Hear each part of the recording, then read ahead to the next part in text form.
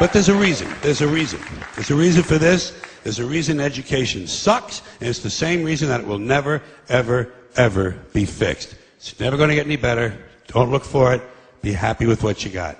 Because the owners, I'm talking about the real owners now.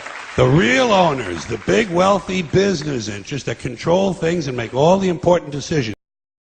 Politicians. The politicians are put there to give you the idea that you have freedom of choice. You don't. You have no choice. You have owners. They own you. They own everything. They own all the important land. They own and control the corporations. They've long since bought and paid for the Senate, the Congress, the state houses, the city halls. They got the judges in their back pockets. And they own all the big media companies, so they control just about all of the news and information you get to hear. They got you by the balls.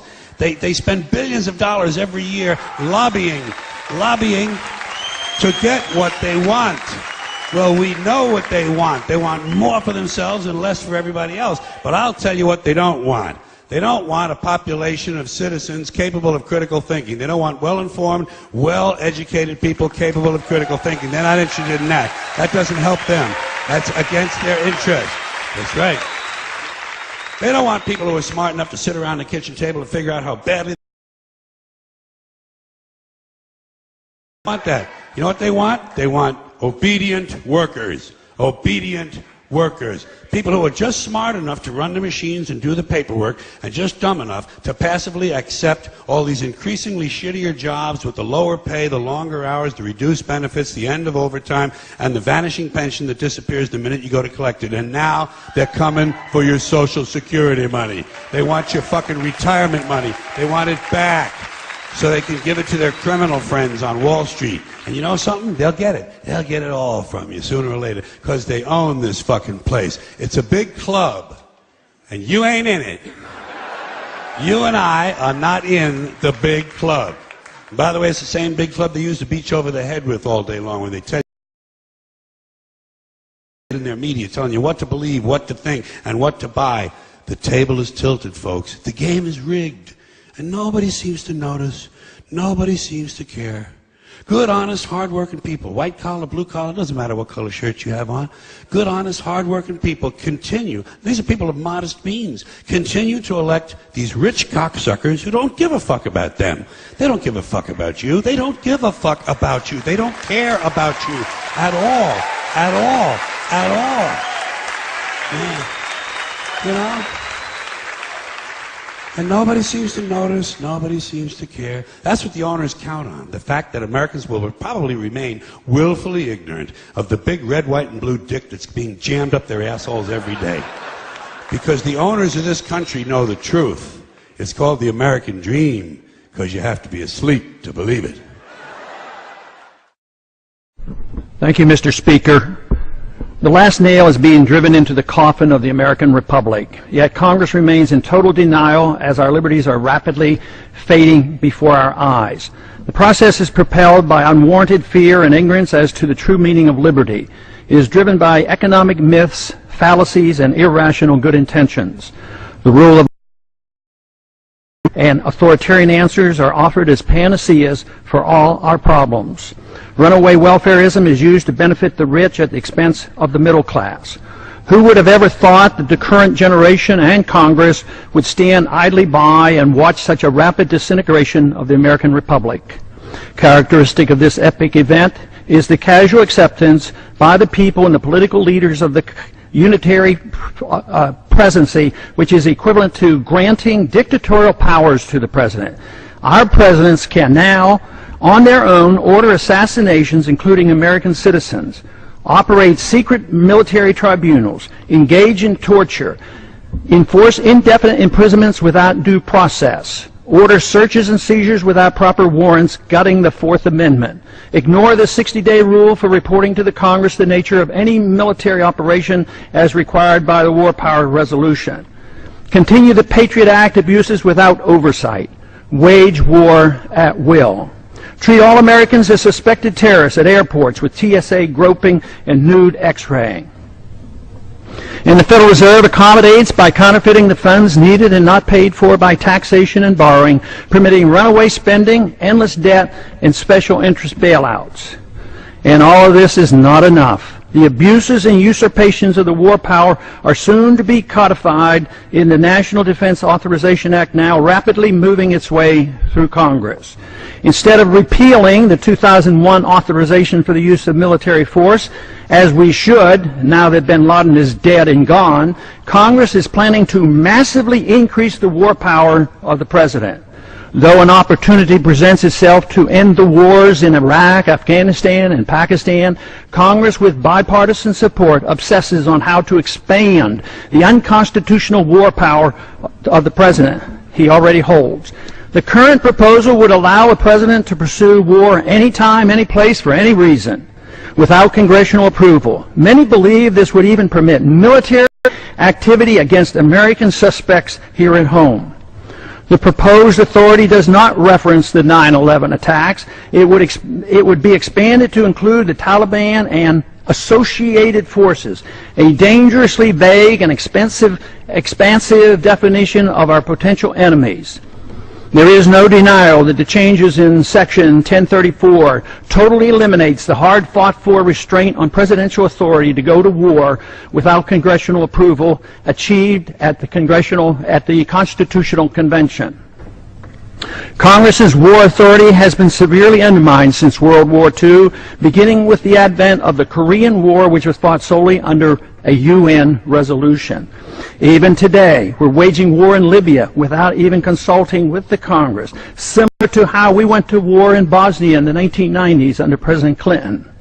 The three major reasons for our constitutional conventions were to guarantee free trade and travel among the states, make gold and silver legal tender, and abolish paper money, and strictly limit the executive branch's authority to pursue war without congressional approval.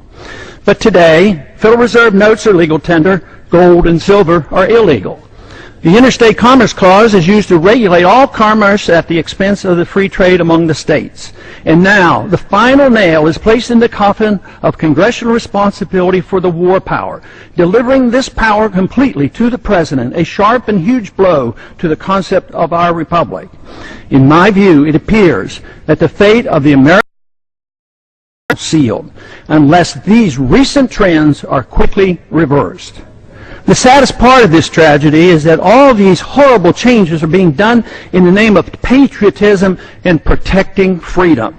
They are justified by good intentions while believing the sacrifice of liberty is required for our safety. Nothing could be further from the truth.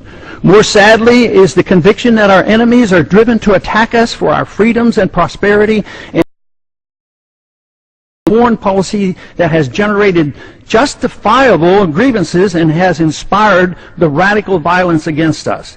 Without this understanding, our endless, unnamed, and undeclared wars will continue, and our wonderful experiment with liberty will end. And I yield back the balance of my...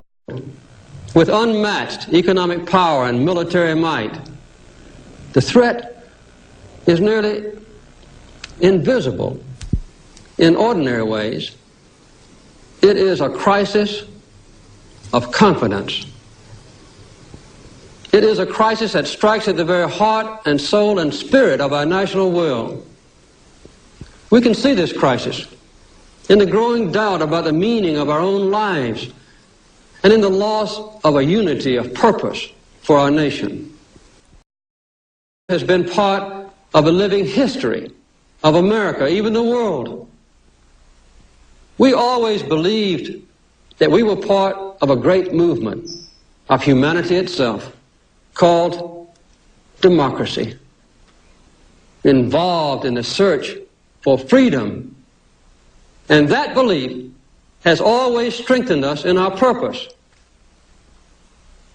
But just as we are losing our confidence in the future, we are also beginning to close the door on our past. In a nation that was proud of hard work, strong families, close-knit communities, and our faith in God, too many of us now tend to worship self-indulgence and consumption. Human identity is no longer defined by what one does, but by what one owns. But we've discovered that owning things and consuming things does not satisfy our longing for meaning. We've learned that piling up material goods cannot fill the emptiness of lives which have no confidence or purpose. I thank the gentleman. I rise in opposition of this bill, but I would like to clarify something. We're not trying to scare kids. This president's foreign policy is what's scaring the kids of this country. And that people have said today, why are people believing this? Why are people believing this big internet hoax? Well, it's the same people that told us Saddam Hussein had something to do with 9/11. Same people that told us Saddam Hussein had weapons of mass destruction. Same people that told us we were going to be able to use the oil for reconstruction money. Same people that told us that we'd be greeted as liberators, not occupiers. Same people, same president that told us the Taliban is gone. Same president that told us that Poland is our ally 2 days before they pull out. Same president that tells us Iraq is just great. Same president that tells us the economy is going just great. Same people that told us the tax cut was going to create millions of jobs. Same people that told us that the Medicare program only cost $400 billion when it really cost $540 billion. So please forgive us for not believing. Please forgive the students of this country for not believing what you're saying. Not one thing about this war that has been told to the American people, to these college students, has been true. Not one thing. Bremer says we need more troops. The Pentagon says we need more troops. And this president can't get them from the international community. There's only one option left. Let's be honest with the American people. I yield back the balance of my time. Congress shall now vote for approval of H.R. 8791, the Homeland Terrorism Preparedness Bill. Said bill requests emergency response funding up to and including, this section is classified, dollars to prepare for a national level terrorist attack and or attack from classified. Funding for first responder personnel and vehicles would be doubled if said attack leads to more than 80% of national population being affected by classified. This funding shall commence in conjunction with the first attack on classified or the first large-scale outbreak of classified, dependent upon which comes first.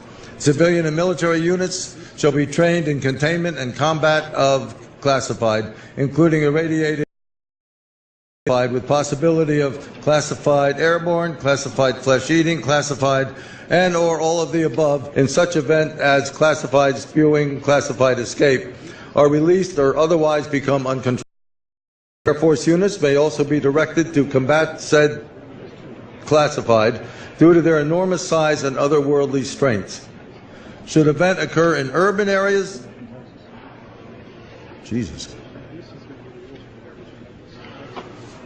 that's classified, far surpassing our darkest nightmares. Should casualties exceed classified, body disposal actions shall be halted and associated resources shall be reallocated to classified underground, classified protected birthing centers.